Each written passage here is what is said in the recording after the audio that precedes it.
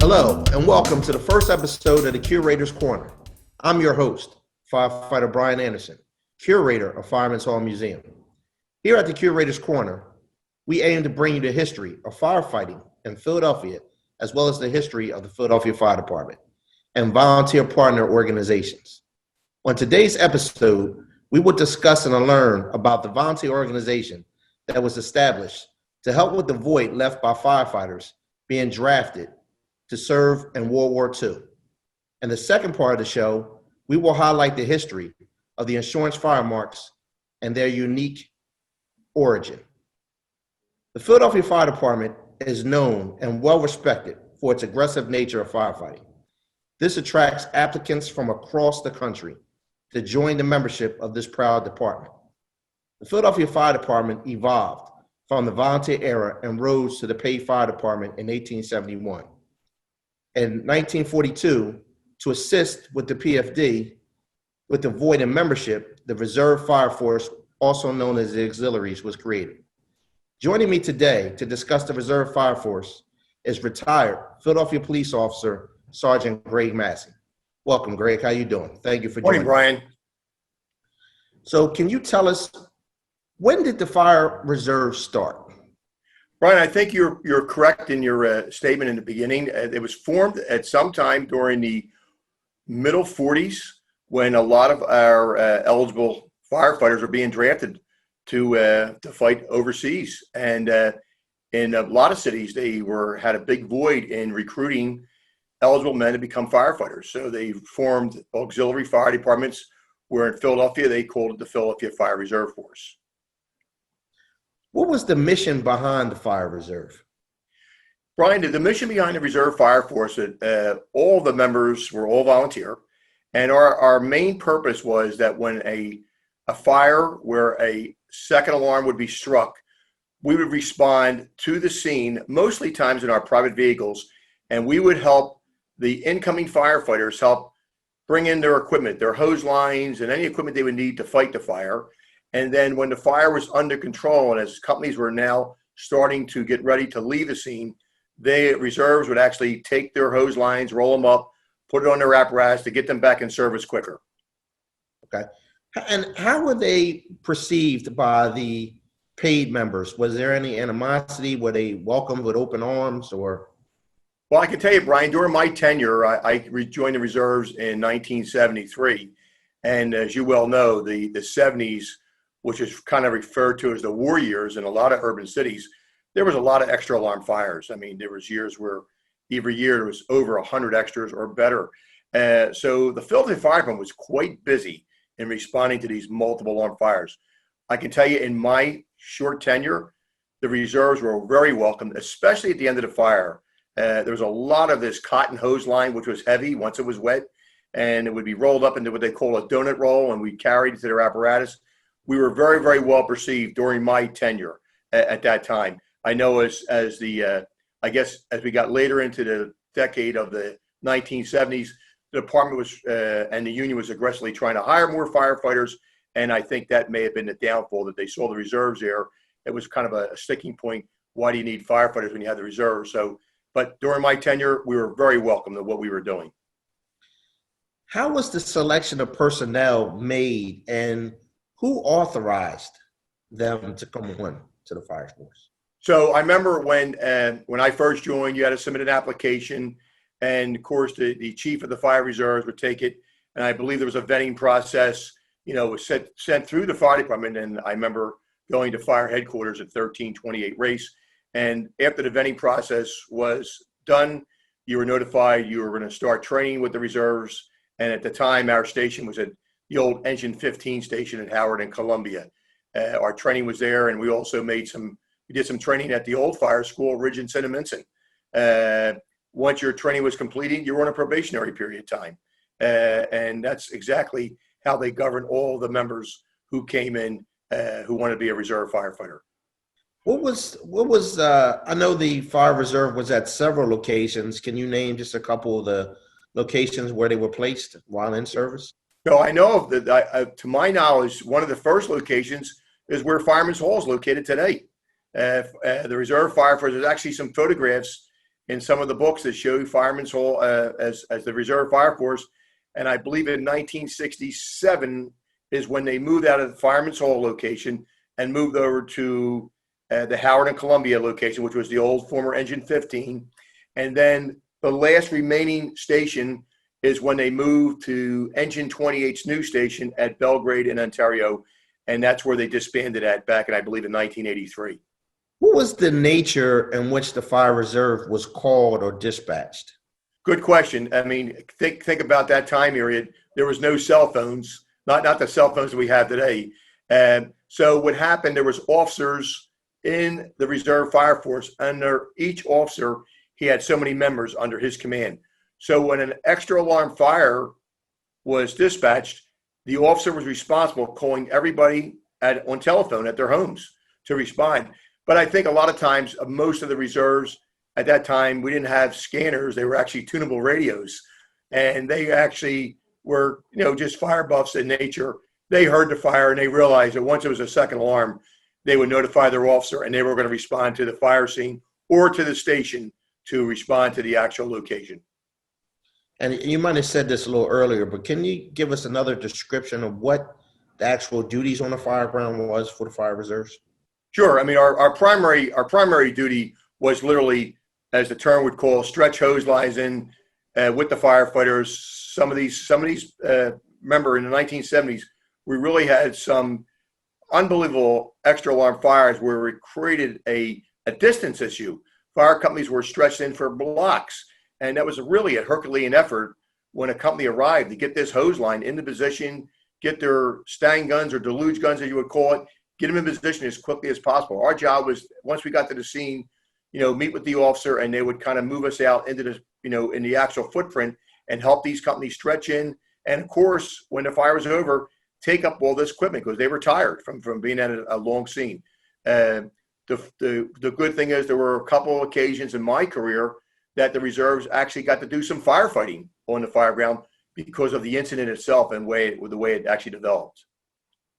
Well, I know in our book that we sell, 10 Helmets, Iron Men, there actually are photos in the book showing some of the fire reserve bringing out injured firefighters that were injured or hurt during a job. Did you experience anything during your time in the Fire Reserve, and can you talk a little bit about that?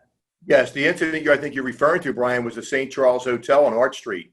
Very hot, humid night, and there was a lot of rescues that were in progress to evacuate people from the hotel. And when you think about it, it was a humid night, and the firefighters, they actually became victims themselves. It was overcome with, heat exhaustion, and the reserves were asked to help not only carry some of the hotel patrons out, but also to assist a lot of our firefighters that actually went down from heat exhaustion that night. I remember the incident very, very vividly. How many members total do you think were on roll here for the Fire Reserve? So in my tenure, Brian, I believe there was about 25 to 30 members, but I was told prior to my even joining in the 60s, there was upwards of hundreds. And I'm pretty sure they had a cap, but they really recruited a lot of people. But over time, I think, a lot of the reserves, moved out of the city. So it became to a point where, the role started to get diminished. And we're entering an area now where people are working two jobs to, basically keep their family around. So volunteerism wasn't really high on their plate. They had to support their family. So we started to lose members. But at my time, it was approximately 25 to 30 that we had still left when I left the organization. What was the rank structure or the chain of command like for the Fire Reserve? So they had the rank of a chief, and then they had deputy chiefs, and then they had captains, and then they had lieutenants. And the members were all divided under lieutenants. And the lieutenants were the ones who would actually contact us when they needed us to respond to an incident. Okay.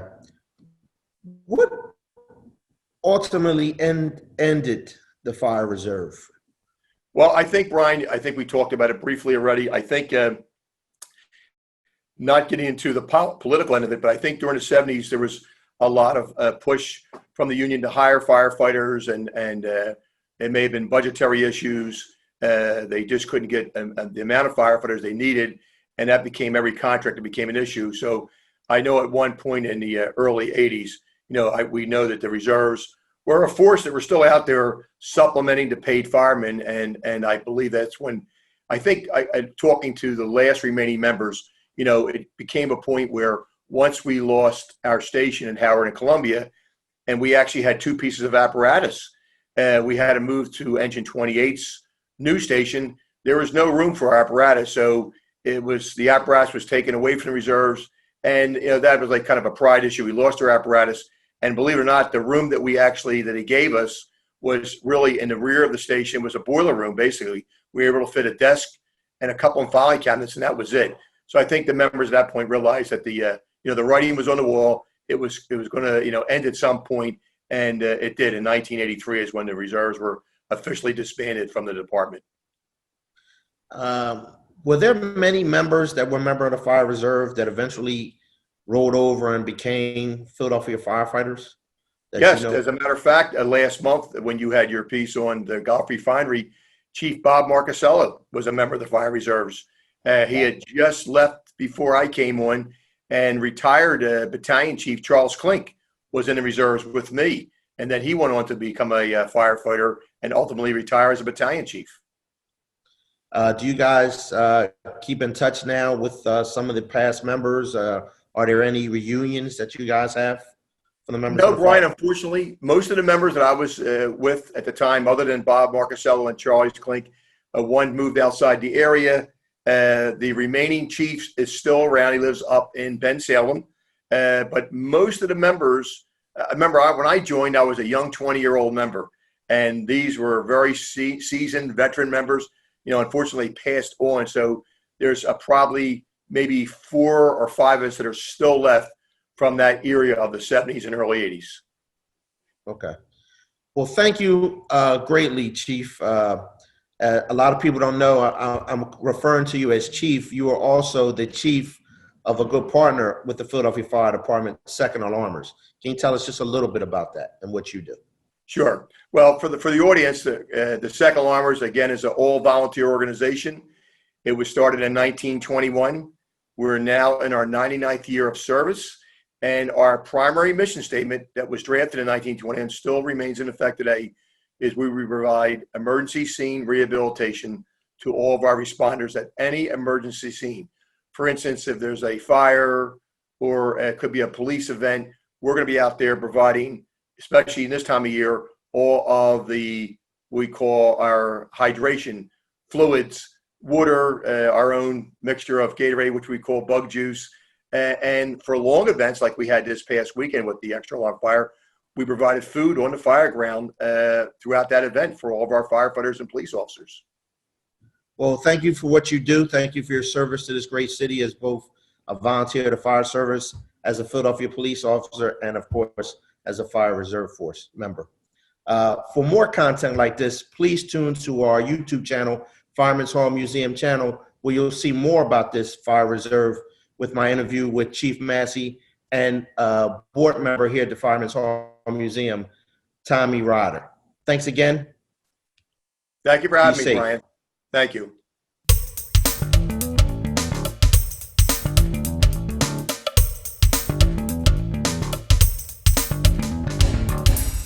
Joining me here in Curator's Corner to discuss the history of fire marks are Carol Smith and Robert Shea, both that are board members of the Philadelphia Fire Department Historical Corporation. Carol, can you tell me a little bit about yourself and your background and how it relates into insurance? I'm an independent curator and archivist, Brian, and I have been specializing in insurance and firefighting history since I got out of graduate school. I have worked for the Philadelphia Contribution Ship, the nation's oldest property insurance company, as their archivist and curator for many years. And when it was still in existence, the Mutual Assurance Company, or the Green Tree. And I know you'll see those fire marks today. Bob, could you tell me a little bit about your background? Yes, my background is that I was in the insurance industry For 25 years, I worked for General Accident, Fire, and Life Assurance Corporation here in Philadelphia, where their home office was. I am a CPCU, that's a Chartered Property Casualty Underwriter. I've been retired for about 10 years, and my interest is in insurance history and fire marks in particular. Okay, thank you. Now I'm gonna ask you a couple questions, and either of you could take turns. Either you could answer this question. What is a fire mark and how is it used? Well, my definition of a fire mark is that it is an insurance company sign that is specifically designed to be attached to households. And it indicates that the property is insured for fire insurance only. Now, were fire marks used instead of a actual paper policy? No, you would get a fire mark in addition to your paper policy.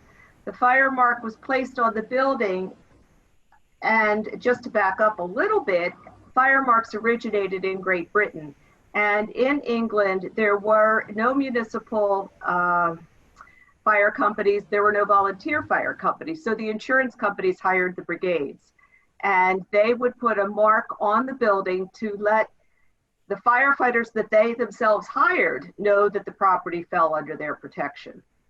Here in the colonies, because we had volunteer fire companies, we didn't need insurance marks for that reason, but I think they knew that they had great advertising value, and so they would put them up on the exterior of the properties as well. The Philadelphia Contribution Ship was the first American fire mark to be issued and the first company to put them up on buildings. And they're still around today.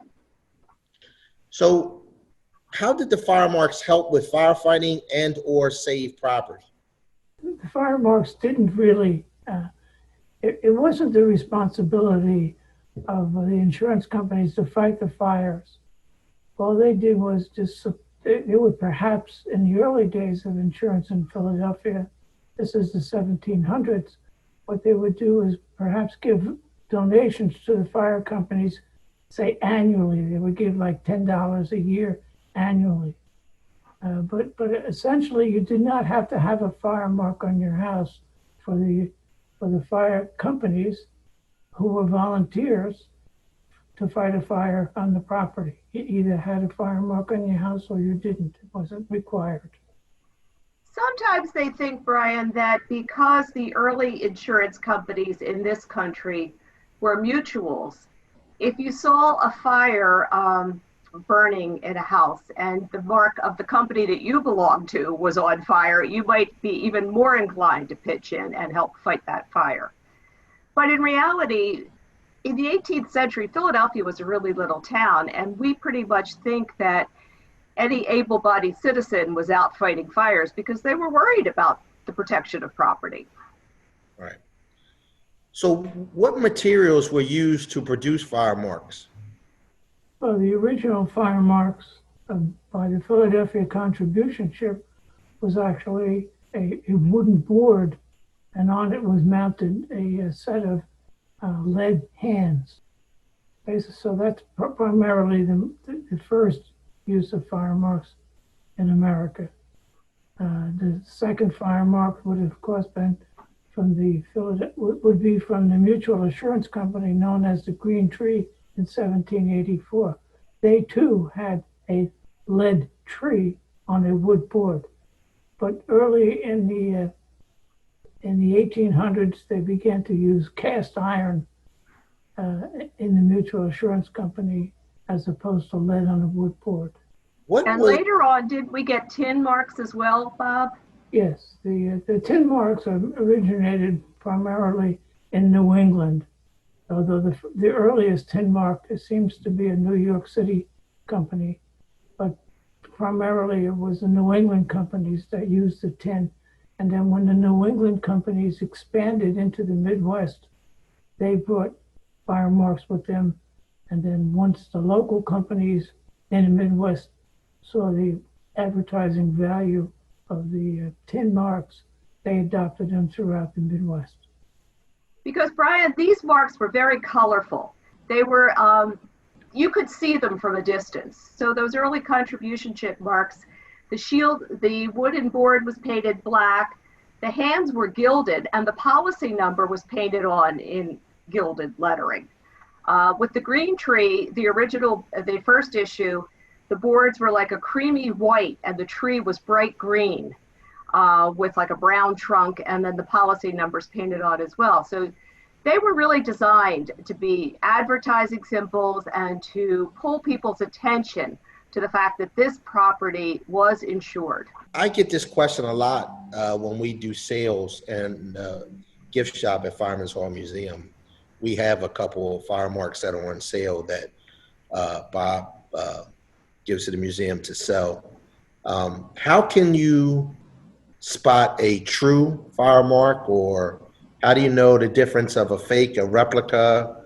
Is there such a thing? That's the $24 question, Brian. Spotting an original from a reproduction.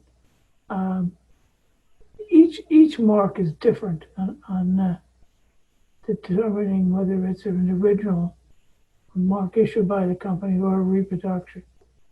You really have to know, examine the fire marks very carefully. I've been doing this for a number of years. I have my own caliper and I have my own scale. So I have a far-reaching database of all the measurements of most of the American fire marks, particularly the cast iron ones. It depends. There's no one set way to do it. Each one is different. It depends on the manufacturer. And reproduction fire marks were pretty much a booming industry, Brian, in like the 1970s. It was kind of the height of that bicentennial fervor. And there were at least 4 or 5 different companies that would make reproductions of the older marks. So with a contribution chip mark, for example, if it's a cast iron mark and it has a number 906 on it, you know for sure it's a reproduction. There are some other variants that Bob mentioned. There's lots of details. True fire mark collectors have made a study of it, and there is an organization of fire mark collectors out there, the Fire Mark Circle of the Americas, that has a website and more information on this type of thing. As you mentioned earlier, this originated from Britain, and I believe there, if you didn't have a fire mark, they didn't extinguish the fire. You could correct me if I was wrong, but what was the attitude here when that concept came here? Well, first of all, in England, they wouldn't necessarily not put out the fire if the company had a different fire mark than the one that they were employed for. They would, as businessmen, that would be a silly thing to do, to let a property burn, especially if your property that you insured is next to it or in the same block. And if the whole block could catch fire, what would be the sense of that? So what they would do is simply, if your brigade responded to a building that was insured by another company, that other company would simply pay the other companies for the services that its brigade used to put out the fire. And I can't believe, Bob and Brian, that if you had no insurance, that you couldn't work out a deal with those firefighters. Nobody wanted the whole block to go, as you said. Right. It's not like it shows in the movie streets of New York. Not at all. Right. So when exactly did the fire mark concept kind of fade away? Does anybody know what year that might have been or where? Probably in 1900, around 1900. That would be when the fire marks were no longer made. There were 1 or 2 companies that perhaps issued marks after 1900, but definitely after 1900. The most fire marks were issued in the 1860s all the way to the 1890s. And those, Brian, were some of the bigger companies. The smaller Philadelphia mutual companies stopped issuing fire marks probably in the 1840s. They started to reissue them again around 1903 when policyholders wanted them. You know, it was the same idea that they wanted that attachment to those colonial roots, and they started to ask for them. So what you will see now on the streets of Philadelphia are 20th century issues of contribution ship and green tree fire marks. Wow, very interesting. And don't forget that the people can go to the website of Fireman's Hall Museum. We have a beautiful display of American fire marks there. Do you think that people would still be able to see fire marks today on buildings or properties in certain areas of the city? Elfreth's Alley is a classic one. Just behind Fireman's Hall Museum, there are any number of fire marks along that street. But again, in that area around Society Hill, you'll see a number of at least 20th century green tree and contribution ship marks. And Bob, I'm sure, knows of other places. There's right on Market Street on 2nd. On the south side of the street are buildings that have fire marks still. So to our viewers, if you're down here in the Old City area, you can either come in Fireman's Hall Museum, or you can go to our website to view these fire marks, as well as some of the older houses and buildings here. As mentioned, Elfreth's Alley, there definitely are quite a few homes that still have these fire marks. So thank you both for joining us and giving your expertise in this topic. And for those of you at home that like this type of content, you can always go to our Fireman's Hall Museum YouTube channel and view more of this content. So please subscribe, like, leave a comment on materials you'd like to see. And until our next show, have a fire safe day. Thank you.